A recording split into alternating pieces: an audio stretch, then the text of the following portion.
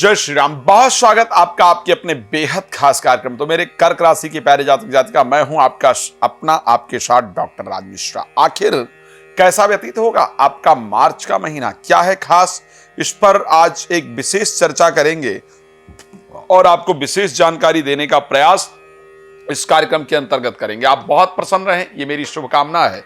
आखिर कर्क राशि के लिए किस प्रकार व्यतीत होगा महीना 2025 मार्च, एक बात जरूर कह सकता हूं, कुछ बहुत खास चीजें हैं जो आपकी राशि पूरी तरह से दिखा रही है।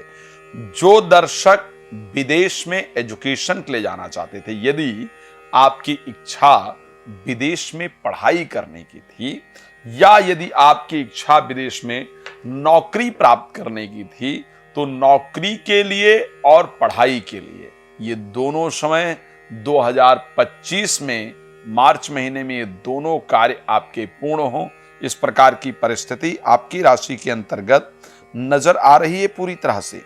एक और इंपॉर्टेंट चीज है, जिन लोगों के कॉन्फिडेंस लेवल बहुत डाउन थे, कॉन्फिडेंस लेवल इंक्रीज हो, इस प्रकार की परिस्थिति है। अच्छा, अब चलिए बात कर लेते हैं। खैर, बहुत डिटेल में बात करने की आवश्यकता और सब पर चर्चा करने की आवश्यकता है। हेल्थ पर सबसे पहले चर्चा करेंगे, हेल्थ को लेकर के कैसा रहेगा, फिर बात करेंगे पैसे को लेकर आखिर कैसा रहेगा, फिर बात करेंगे प्रॉपर्टी को लेकर कैसा रहेगा, और उसके बाद की जो चर्चा होगी उस पर चर्चा करेंगे एजुकेशन को लेकर के कैसा रहेगा। तो हर एक विषय पर हम कोशिश करेंगे कि इस कार्यक्रम में आपको जानकारी देने का प्रयास करें। सबसे पहले 2025 जो मार्च का महीना है वो हेल्थ की दृष्टि से आपके लिए बेहतरीन रहने वाला है। स्वास्थ्य की दृष्टि से कोई परिवर्तन नजर नहीं आ रहा है। सिर्फ एक 17 तारीख को और एक 28 तारीख को, 17 और 28 दो तारीखें इस प्रकार की होंगी। जब 17 तारीख और 28 तारीख जो दो तारीखें होंगी, ये इस प्रकार की रहने वाली हैं जहां पर चोट इत्यादि लगे, इस प्रकार की संभावना है। तो आपसे निवेदन है कि 17 तारीख को और 28 तारीख को कृपया सावधानी के साथ अपना समय व्यतीत करेंगे।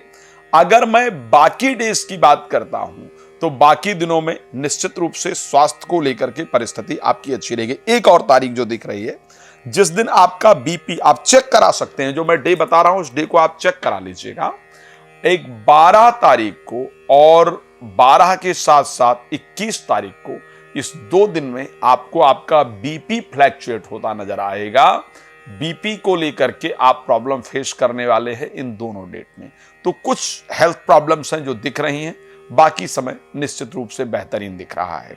अच्छा, आर्थिक कंडीशन कैसी रहेगी अगर हम 2025 की बात करें मार्च को लेकर के, क्योंकि फाइनेंस की परिस्थिति के स्वामी सूर्य अभी अष्टम भाव के अंतर्गत गोचर कर रहे हैं।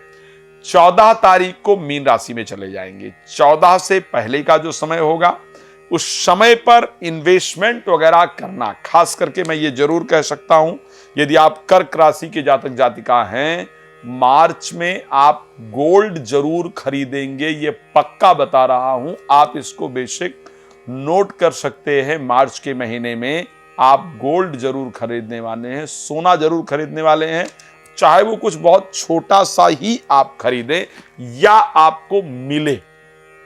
किसी भी प्रकार से स्वर्ण से रिलेटेड कुछ इंपॉर्टेंट चीजें आपको जरूर प्राप्त होने वाली हैं।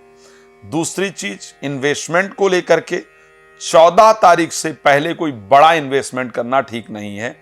14 तारीख के बाद जो इन्वेस्टमेंट करेंगे उसका रिजल्ट निश्चित रूप से आपको अच्छा मिलेगा। फाइनेंस की परिस्थिति 14 तारीख के बाद बहुत बेहतरीन रहेगी। हां, पैसा आएगा कहां से अगर देखा जाए, मुझे शेयर मार्केट का रास्ता सबसे बेहतरीन धन को लेकर के आता हुआ दिख रहा है।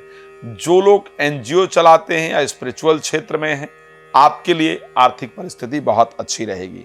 कुल मिलाकर के 14 से पहले थोड़ी आर्थिक परिस्थिति मुझे डगमग दिख रही है, लेकिन 14 तारीख के बाद अगर बात की जाए तो आपके फाइनेंस की कंडीशन निश्चित रूप से बहुत बेहतरीन मुझे नजर आ रही है। परिस्थितियां आपके लिए बेहतर होंगी। तो स्वास्थ्य हो गया, पैसा हो गया। अब चलते हैं आगे, प्रॉपर्टी वगैरह को लेकर के क्या 2025 मार्च में कोई संयोग बन रहा है? तो यस, मैं जरूर कह सकता हूं, क्योंकि 4th हाउस के स्वामी एक्सॉल्टेड शुक्र गोचर कर रहे हैं 9th हाउस के अंतर्गत, साथ में बुध, चंद्रमा और राहु भी रहेंगे।